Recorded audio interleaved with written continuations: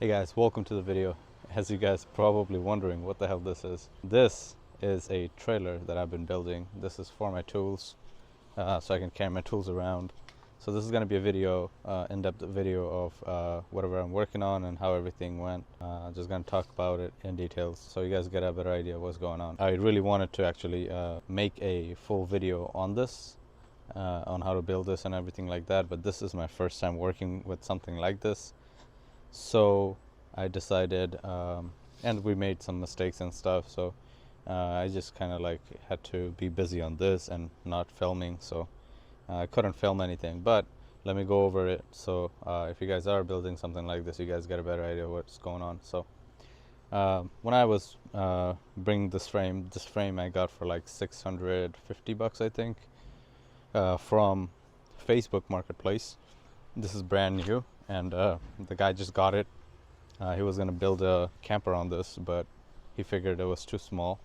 But this is a 5 feet by 8 feet, which fits my need perfectly, because this one here was my old one, the one that got messed up. But yeah, I took that one off. This one was 4 by 8, and it was okay for me to carry things around. But this is a lot bigger, so it's better in that way. I got this, and you know, it's a new frame and everything, so I was pretty happy with that. And then best part was I didn't have to assemble it. The guy just assembled it and then figured it was too small, so that was the best part. So we brought this like maybe 2 hours away from here, and when we were driving this back, as you can see, one of these mud guards are missing. So for some reason this weld here broke on the other side. I don't know how that happened, but it broke, and I don't have a mud guard here now. We basically did the flooring first.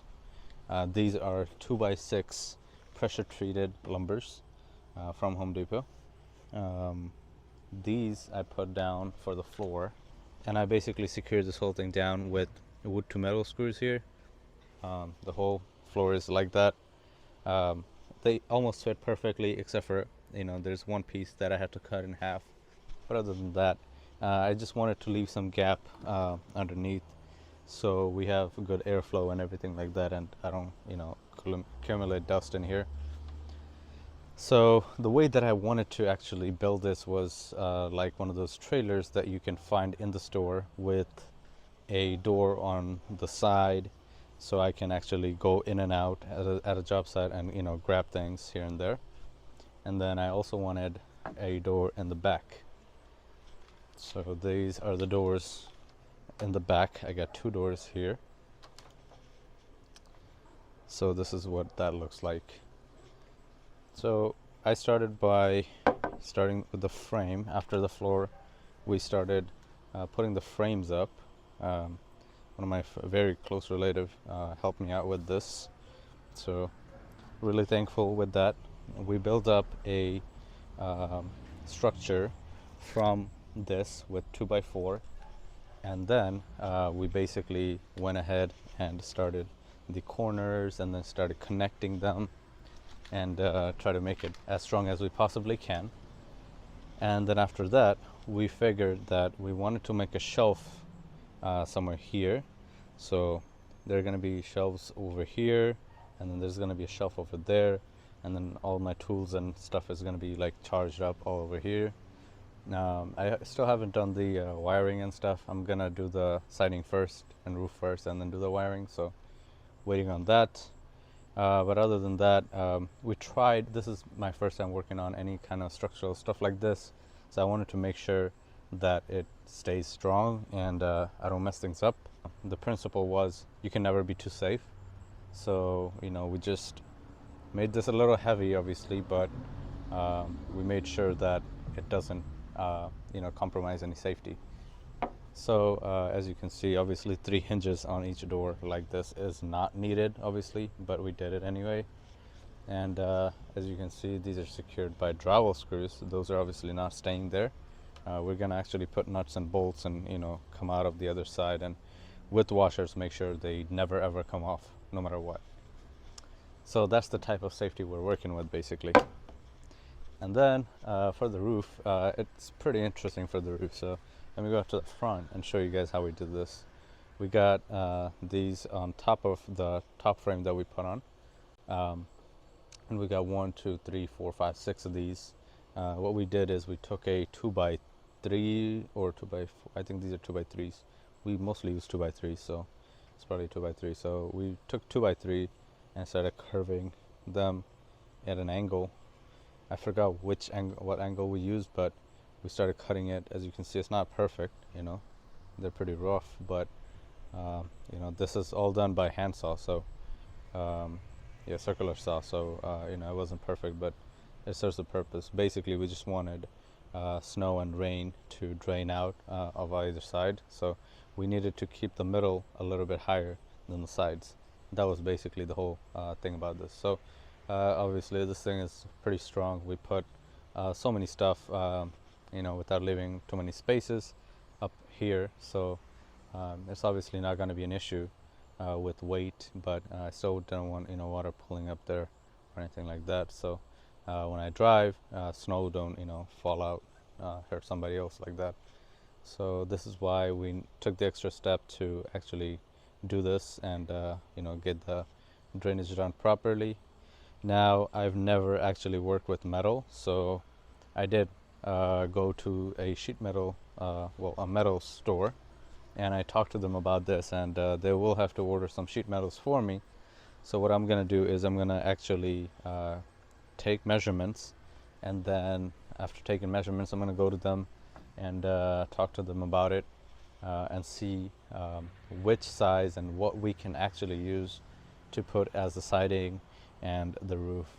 I did some calculations depending on I did the calculations on like the materials I used, depending on how much the 2x4s weigh, and then the 2x6s weigh, stuff like that. So basically this whole thing came out to be like 700 width after putting the metal in. So this trailer here can tow 15 pounds. We would still have like the option of carrying another 1,000-ish.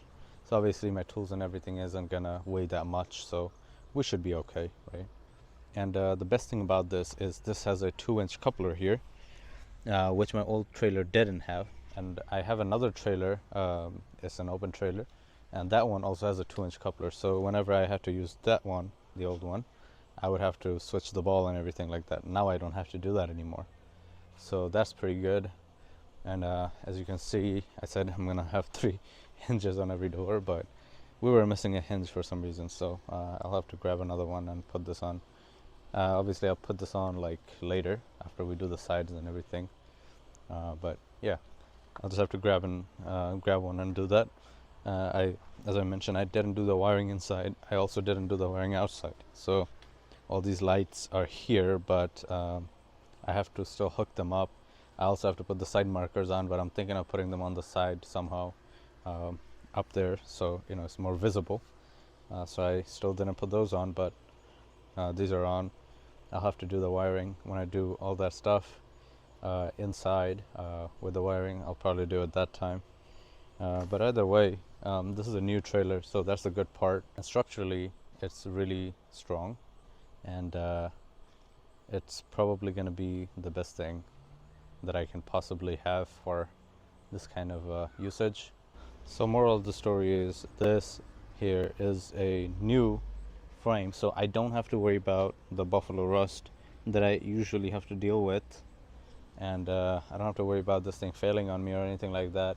Structurally, this thing is extremely strong, and I know this isn't going to fail on me or bail on me. So with that in mind, I think this will serve the purpose properly. For next time, I believe I would actually want to use metal framing, because this actually became way too heavy, and obviously wood, they don't really stay straight, especially when they're new like this. So that's also going to be tough to deal with if this starts to warp. So that's another thing that you would also have to deal with. I'm not a professional on this, so that makes it even harder. to deal with something like this. Obviously this is going to be on the road moving with me, so it has to be safe.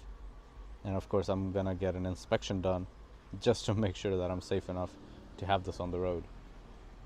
So yeah, without further talking, this is gonna be the part one of this trailer build. And let me know if you guys have any questions. I could probably answer them for you guys if you have any questions. And if I can build this up nicely, I'll probably start doing some other projects, maybe like this, or something else. But this is something that I'm very interested in, and obviously if I could make a better one, I'll probably have to replace this, but I think I really like this one for what this is. We'll see how this turns out after doing the siding, so that's when I can actually tell you how this actually went. So I'll probably put more parts of this after doing each thing that I do or whatever I do, so you guys can see that playlist and everything to see how everything goes. So that's about it for this video, guys. Thank you so much for watching. I'll see you guys next time. Peace.